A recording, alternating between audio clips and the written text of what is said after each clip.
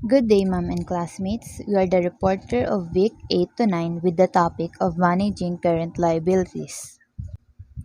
What is managing current liabilities? Liability management is the process of managing the use of asset and cash flows to reduce the firm's risk of loss from not paying a liability on time. Liability management is a way for financial institutions to address risk resulting from a mismatch of assets and liabilities. Most often, the mismatches are a result of changes to the financial landscapes, such as changing interest rates or liquidity requirements. The practice of asset and liability management can include many factors, including strategic allocation of assets, risk mitigation, and adjustment of regulatory and capital frameworks. By successfully matching assets against liabilities, financial institutions are left with a surplus that can be actively managed to maximize their investment returns and increase profitability. What is a current liability? Current liability are monetary obligations that a company pays back within 1 year. Sometimes an operating cycle will be longer than a year. An operating cycle, also referred to as the cash conversion cycle, is the time it takes a company to purchase inventory and convert it to cash from sales.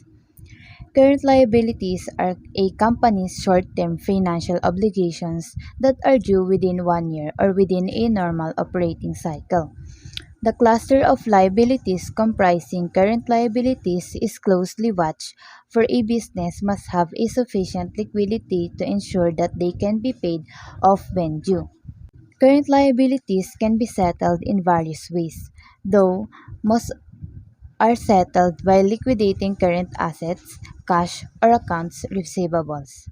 Another way current liabilities can be settled is by replacing them with other liabilities. These are the following common examples of current liabilities. First is accounts payable. These are the trades payable due to suppliers, usually are evidenced by suppliers' invoices. Next is sales taxes payable.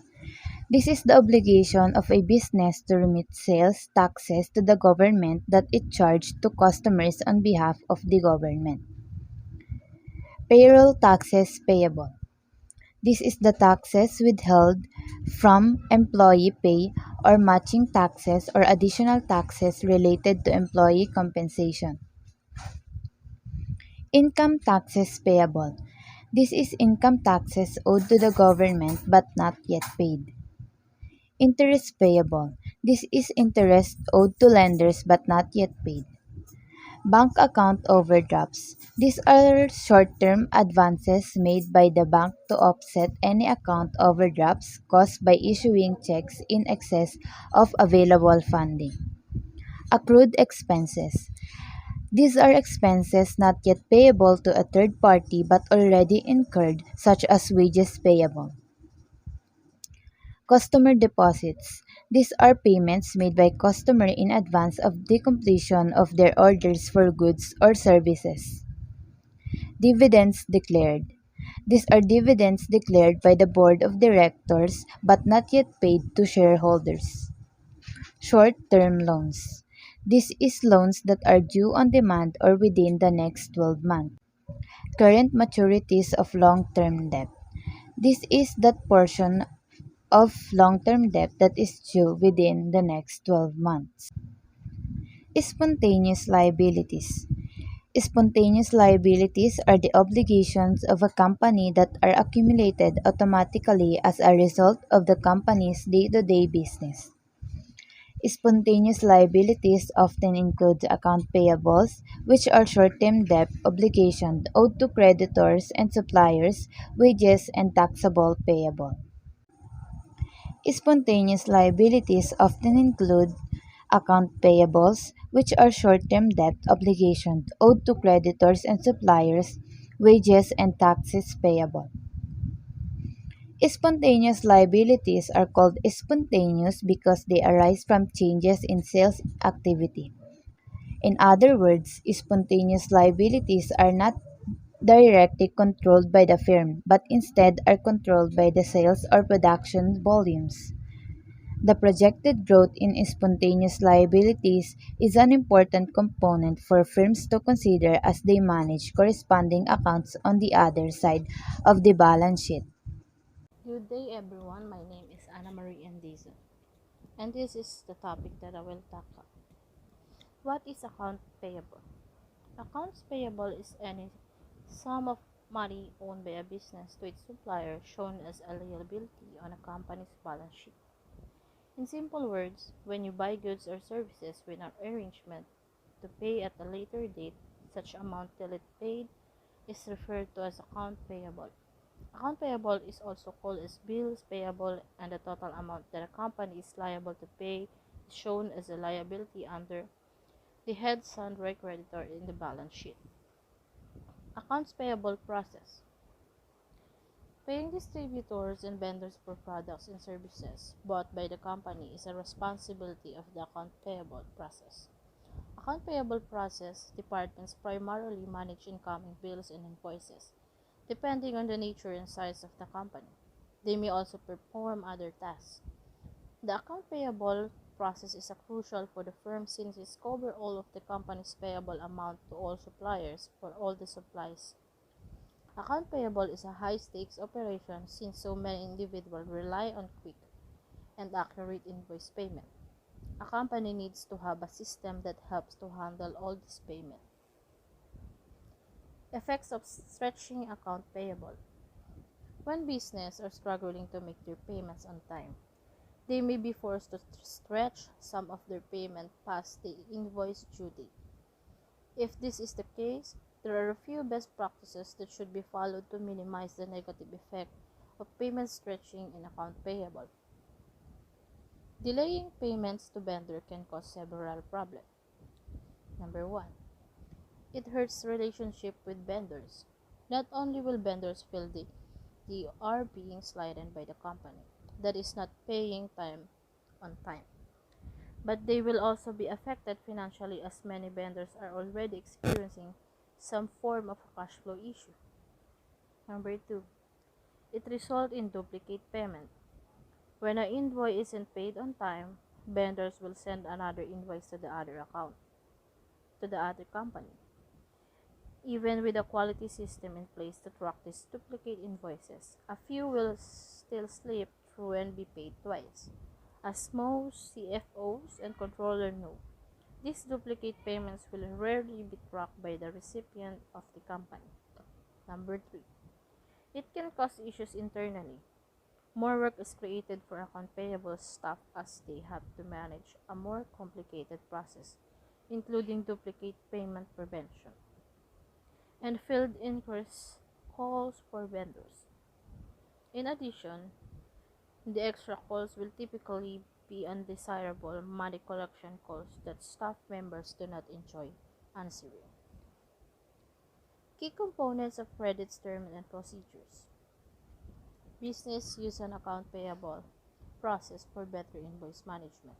Small business owners purchase things to manage their business. When a business owner acquires something from a vendor or distributor, they usually send a voice to the business owner.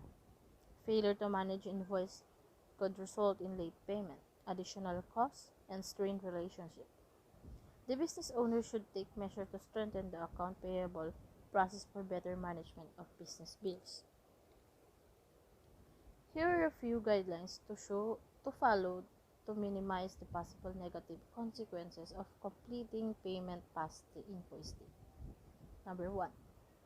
Communicate with the invoice issuer. Inform the vendor that the payment will be late so that they know the money is coming. Don't issue a second invoice. And won't be surprised when they don't receive the payment on time. The relationship with your vendor will benefit greatly from following this step, even though it can be difficult to communicate openly. Number 2. Pay the invoice as soon as possible. Some companies are tempted to withhold the payment as long as possible once it is already past due. This will cause headache in the organization as well as negatively impact your vendor. it is best to pay the invoice as soon as the company is able. Number 3. Avoid paying the invoice twice. Duplicate payments can be issued for companies that stretch payment.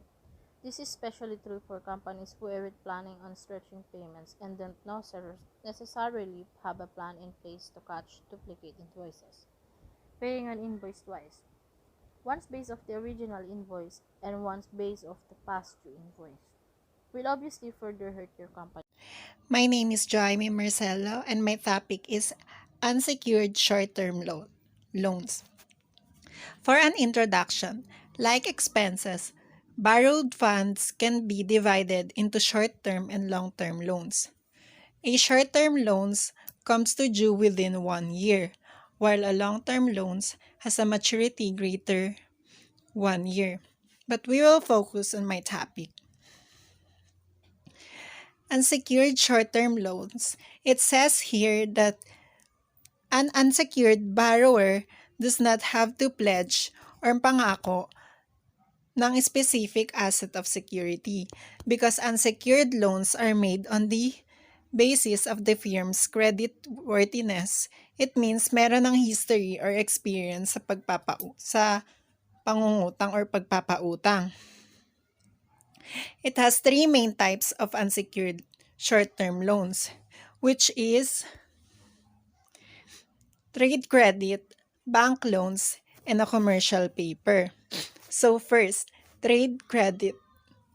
One of the example of it is unsecured bank loans are another source of short-term business financing. Companies often use the loans of finance seasonals, cyclical businesses. Unsecured bank loans include lines of credits revolving agreements or a line credit specify the maximum amount of unsecured short-term borrowing the bank will allow the firms over given period or typically 1 year.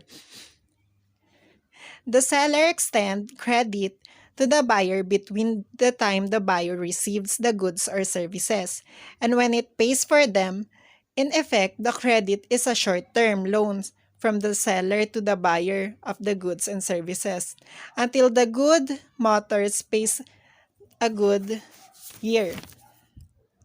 Good Motors has an account payable to Goodyear. Second is bank loan. This is the most common type of unsecured short-term loans because unsecured bank need to have credit agreement from the bank creditor. The maximum amount given for the unsecured short-term borrowing the bank is typically 1 year. Typically 1 year lang talaga yung maximum borrowing pagitan ng pag-loan. And before they want to loan again to the bank, they need 10% to 20% of their checking account to the bank. Ganun lang kasimple yon. And the last is commercial paper. As noted earlier, commercial paper is an unsecured short-term debt, an IOU issued by a financially strong corporation, thus it is both a short-term investment and financing option for a major corporation. Corporation issues commercial paper in multiples of $100,000 for period ranging to 3 to 270 days. Yun lang yung expand period. Many big companies use commercial paper instead of short-term banks loans because the interest rate on commercial paper is usually 1 to 3% lang below the bank rates. And this inventory financing is not a liability base. Inventory financing is a form of asset-based financing. So it means nga hindi nga to liability based. But sometimes some businesses turn to lenders so they can purchase the materials they need to manufacture the product and tend to sell of a later date. Like yung mga big stores sa overseas, Walmart, Target, yun yung mga popular na example dyan. But here in the Philippines, SM Supermarket and Pure Gold yung one of the example niyan. So good day everyone, my topic is all about secured sources of short-term loan. Secured loan required the borrower to pledge specific assets as collateral or security. The secured lender can legally take the collateral if the borrower doesn't pay the loan. Meaning to say, in secured loan, you can generally access more money because you're backed by the security of your assets, or should I say collateral. In secured loan, the process can be longer as the collateral must be processed. However, it is worth the wait because you'll benefit from lower interest rate. So if the maturity period loans falls with 12 months, we confirm it as secured short-term loan. So just like what I have said, secured loan required the borrower to pledge specific assets as collateral. So what is collateral? Collateral is an item of value such as property or assets that is pledged by individual in order to guarantee a loan. Collateral is either tangible or intangible assets that a borrower pledged to a lender to secure a loan. Collateral can help to reduce the risk of default for a lender, who can foreclose against the collateral inherent of a borrower default. It can take many forms depending on the loan types. It includes assets like property, equipment, and inventory. Typically, the collateral is account receivable and inventory. So, account receivable as collateral is the payment which the company will receive from its customers who have purchased its goods and service on credit. Account receivable as collateral, basically it is when the invoices that will be paid within 30 to 60 days. We use as collateral to secure typically short-term loan. Usually, lenders considers accounts receivable as solid collateral because of their liquidity. So, there are two forms of account receivable as collateral: the pledging account receivable and factoring account receivable. When we say pledging account receivable, it is essentially the same as using any assets as collateral for a loan. In this, you essentially use your account receivable as collateral to obtain cash. Basically, cash is obtained from a lender by promising to repay. So if the loan is not repaid, the collateral will be converted to cash and the cash will be retired or used to retire the debt. Next is factoring account receivable as collateral. So, account receivable factoring is a way of financing your business by selling unpaid invoices for cash advances. Factoring account receivable as collateral is also known as invoice factoring. It is a way of financing your business by selling unpaid invoices for cash advance. Factoring helps a business to improve cash flow by converting its receivable immediately into cash instead of waiting for the due dates of payment by customer. So, the types of account receivable factoring is recourse versus non-recourse floating, notification versus non-notification, regular versus spot. So, recourse versus non-recourse factoring. Recourse means that should a borrower customer not pay, the factoring company will retain recourse over the borrower, meaning they can demand repayment. Non-recourse factoring means that the factoring company is out of pocket should the vendor's buyer not settle its invoice. Notification versus non-notification. In a notification deal, the borrower buyer would be notified of the transaction, meaning that the company's payable team will be contacted with due payment. instruction by the factoring company. In a notification deal, the buyer is completely unaware of the vendor financing arrangement with the factoring company. Next is regular versus spot. In a spot deal, the vendor and the factoring company are engaging in a single transaction. In what's called a regular factoring arrangement, the factoring company will have an ongoing relationship with its borrower and they likely have an approved limit, which can be drawn, repaid, and withdrawn again based on newly issued invoices. So we have inventory as collateral. So inventory is the company's goods and products that are ready to sell along with the raw materials.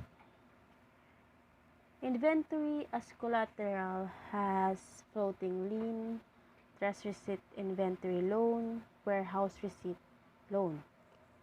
So inventory is used as collateral. It falls in the realm of inventory financially.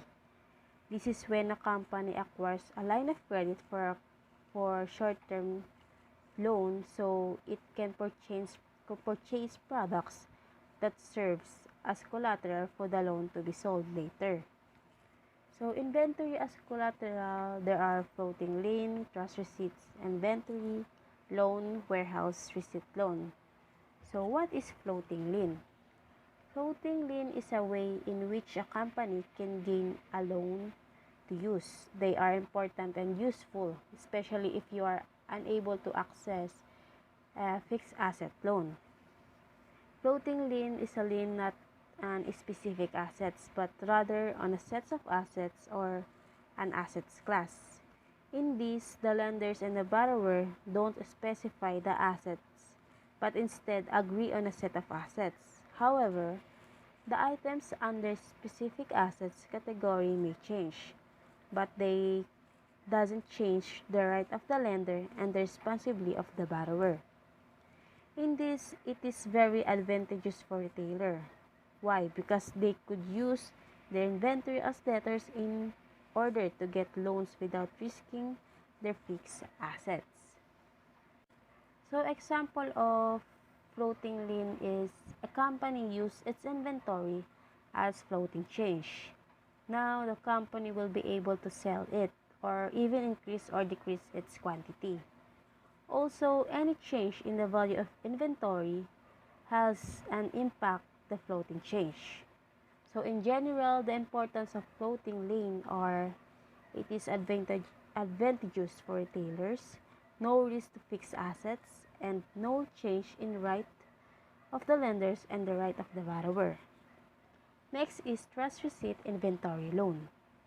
So in this, the borrower holds in trust for the lenders the inventory and the proceeds from its sales. So these types of lender arrangement also known as floor planning. Basically, it is document or serve as promissory note to the bank that the loan amount will be repaid upon sale of the goods. Example of trust receipts is a car dealer borrows funds under a trust receipt arrangement in order to purchase automobiles from the manufacturer.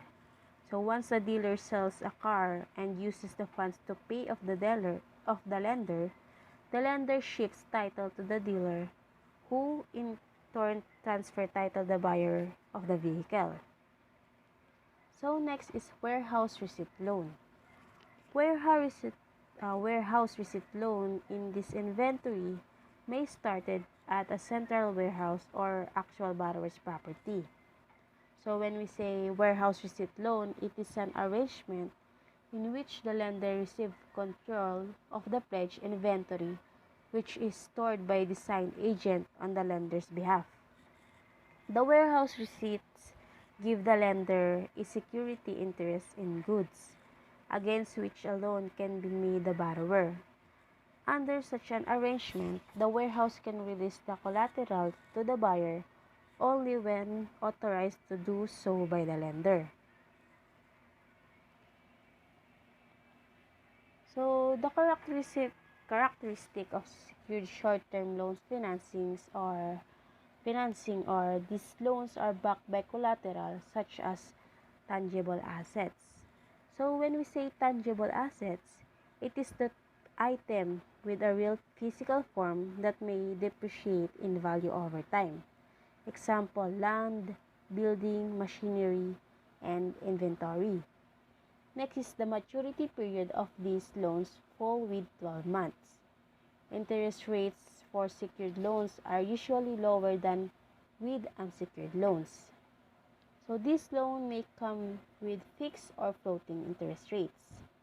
Lending may attach additional debt covenants with secured loans such as a specific use of the assets. So debt covenant, also known as variable or adjustable rate, it refers to any type of debt instrument such as loan, bonds, mortgage, or credit that has not have fixed rate or of interest over the lifetime of the instruments. Next is secured line of credit. Secured line of credit means you're promising an assets like real estate or saving account as collateral in case you don't pay back what you owe. Secured line of credit, basically it allows you to borrow as much as you need at any time up to a certain amount. So there are pros and cons of secured line of credit. The pros of secured line of credit is you may get a lower interest rate or lower interest rate. Since a secured line of credit is backed by an assets, lenders often consider their risk lower, possibly resulting in lower interest rates. Next is you can access money continually. Instead of receiving a lump sum of money like personal loan, a secured line of credit gives you access to a set of amount of money that you can borrow for a set period of time or draw period, usually about several years long, and you don't pay any interest until you actually borrow. So next is you have flexibility for large expense. So if you want to tackle home improvements, a secured line of credit like home equity line of credit can be a good option. If you want to complete renovation in phases, for example, if you want to renovate your kitchen and master bedroom but aren't sure how much it will cost, a home equity line of credit can let you draw money for project up to credit limit, which can help you ensure you don't borrow more than you need. That can be better than a home equity loan in which you get the money in lump of sum. So the cons of secured line of credit is you may lose your assets. So if you can't pay back your lender, you may lose the assets you secured the credit line with, whether your house, car, or some other valuable. If you're okay with the risk, consider setting up an emergency fund in case you become unemployed or take some other financial hit. Next is you may spend money you don't have. It can be little too tempting and easy to dip into your line of credit for everyday expenses, which can add up fast and leave you with much more to pay off than you plan. So be careful with how often you pull from your line of credit if you're unapproved or if you're approved. Next is you pay extra fees. So secured line of credit can include fees like annual fees, transaction fees, and closing costs, in addition to interest. So make sure to include those potential costs in your budget when you're exploring a secured line of credit. So to summarize, secured and unsecured line of credit, when we say secured, guaranteed by collateral such as home. So guaranteed by collateral such as home, higher credit limit. If borrower defaults, lender can seize collateral, for example, home, mortgage, or car loans. In unsecured line of credit, it is not guaranteed by any assets. It has higher interest rate, lower credit limit, so it has more difficult to get approved by lenders. And one of the example of this is credit card. And that's all. Thank you.